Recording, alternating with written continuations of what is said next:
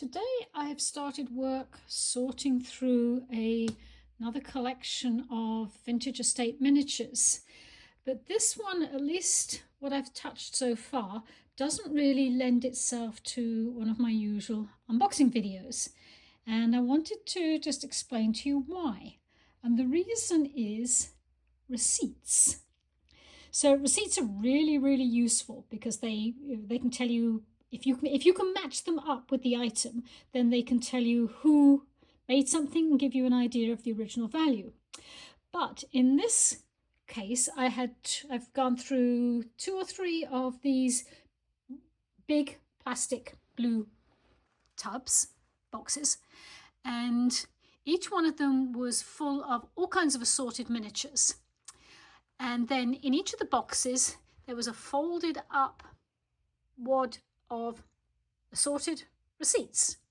So then the challenge becomes to match up the receipts with the individual miniatures. And that's not really something that lends itself to being done on an unwrapping video, because it's quite time consuming and you go back and forth trying to find the piece that you remember you saw and wondering where you put it.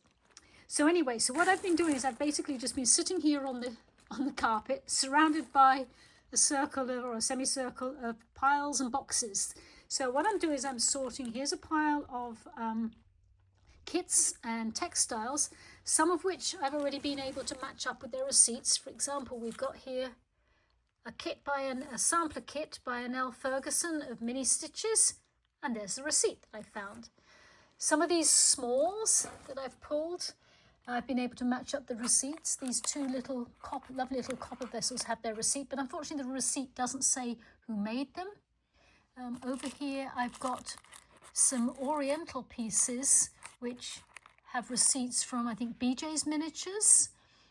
And then over here again I've got some more pieces, some of which I've been able to match the receipts with. Most of them I haven't yet.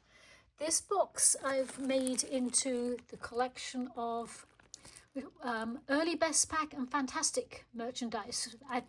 This collection seems to have been purchased kind of around the transition of when Fantastic was sort of becoming Best Pack. So I've got a lot of that. So I'll probably at least put some of those together in sort of, dining room groupings or living room groupings rather than just, handling each piece individually. Over here we've got some more assorted smalls. Again, some that I was able to match up fairly easily to their receipts. Here in the box I had this carpet bag, and I was wondering who it was by, and then in the receipt pile in the box, Doll's Cobbler carpet bag. So that's easy to do. This piece is one I recognise because I've had one before. It's a tobacco and pipe stand. The lid for the tobacco pot is actually in there, and it's by the Bennetts. There we go. So that one, again, I've put its receipt back with it. Over here I've got some Suzanne Russo patio furniture, no receipt yet for that. And then over here I've got an assortment of larger pieces, and all of these receipts over here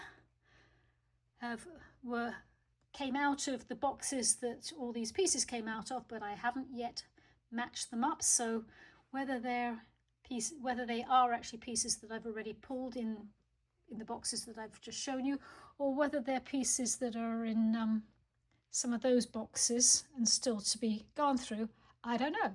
But there's going to be a lot of fun from this collection. So just wanted to give you an overview there.